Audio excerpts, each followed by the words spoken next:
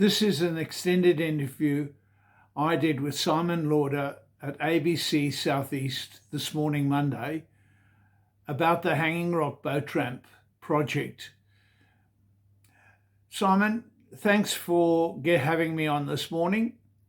This whole situation came to our attention when Council tried to close the boat ramp for a full day during the school holidays to install a pontoon, which is like a jetty in the water area. Thankfully, the Sydney lockdown delayed the arrival of the drilling rig. But when we did some investigation, we found some serious safety and accessibility issues. The local minister, Andrew Constance, approved this $300,000 project to make the southern pontoon safe, but this has been changed by council. There's been no community consultation with the local user groups, which should have taken place in the planning stage and not during implementation. If the project goes ahead unchanged, it will take away accessibility facilities and does nothing to address the safety concerns and will only marginally improve the area, and that's for $300,000 from the boaties' boat licence fees. This is the main regional boat ramp on the southern coast. It has parking facilities for more than 100 cars and their boat trailers.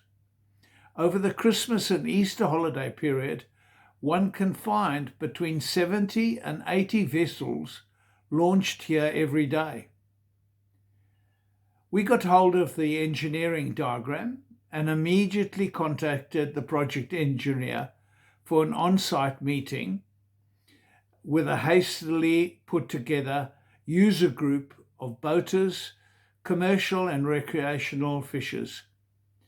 Thankfully, the two managers from the council attended and they got to hear the concerns and suggestions on how to improve the project.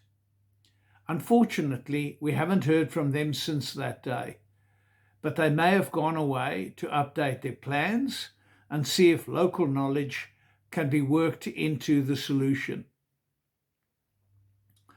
We look forward to our follow-up meeting to hear their resolution to some of the problems. If it goes ahead without change, it will not make the precinct safer or more accessible. The wooden slats on the pontoon will have to be addressed before the next summer season, or we may get some serious injury occurring. Currently, the area is not attractive to visitors and locals, and there are alternatives up and down the coast, namely Bermagui. This is just one of the many Boating Now projects funded by boat licence fees, managed by council, because they control the majority of the land, Crown land, upon which the marine infrastructure, such as boat ramps and pontoons, are built. There is no alternative but for us to deal with council. Simon, you asked what's wrong with the boat ramp area. Firstly, the pontoon on the southern side is in disrepair. That's the floating structure you tie your vessel to when you've launched it from your trailer. The surface has wooden slats that they've been there for years and years, but never been maintained. They're rotten, there's splinters, and the plastic sides are broken. The structure itself comes from a bygone age. It's just waiting for some child to have their foot and hand crushed. Secondly, the lighting in the area is just not adequate and not fit for purpose. There's no light over the preparation area, where you take the cover and tie downs off your trailer, and there's no light at the end of the pontoon. So if you're returning after dark, there's a strong possibility that you may bang into the end of the pontoon. The entrance in the breakwall does not have a correct red and green navigation lights. Thirdly, there's no line markings or lanes on the road surface to indicate the traffic flows and the no stopping areas or which way the traffic should flow. This aspect, which has a legal requirement, has been neglected for years. It causes confusion during the holiday period when you get an influx of out-of-town visitors wanting to launch their boats and go fishing. There's no signage to tell people where to go, where to park, where to wash down, where to prepare their boats. Lastly, the fish cleaning table is a disgrace. As a food preparation area, it is generally covered with the bird droppings because it's never cleaned like a barbecue or a play area. There's no roof over the area and no light. If one compares this area to other tourist-orientated facilities like playgrounds, barbecues, which are built and maintained by council, this would be shut down tomorrow on health and safety grounds. It seems that because it's a fishing and boating asset, the council does not want to consider it a maintainable asset and look after it. Simon, you asked what we suggested to improve this project. Firstly, improve the lighting.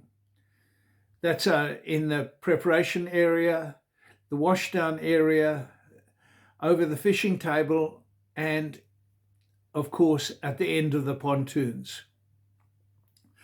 Secondly, mark the lanes on the road to assist the visitors understand the traffic flow.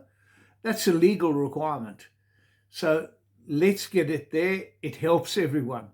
Put some signs up so that they know where to go, when to stop and wash their engines out. That would help. Thirdly, put a roof over the fish cleaning table. Upgrade the surface.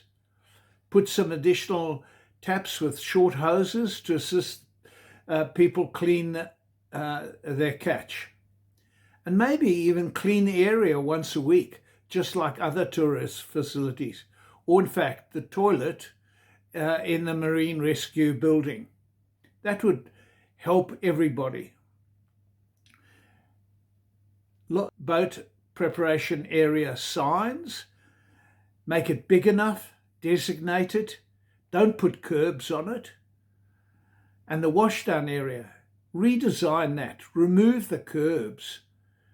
Put some more taps in and remove the water restrictions so people can actually wash their boats before putting them away, just like in the Bega Valley. We look forward to meeting with the project officer again soon before they go ahead. And we have been in contact with Maritime Safety Officer who will put in a request for the red and green navigation lights at the entrance, and hopefully he'll get that in this year's budget and we can have it installed before the summer season. All of these things make this major regional boating facility attractive, not only for the locals, but for tourists, and they will come and enjoy our nature coast. Simon, thanks for taking an interest in this very important project.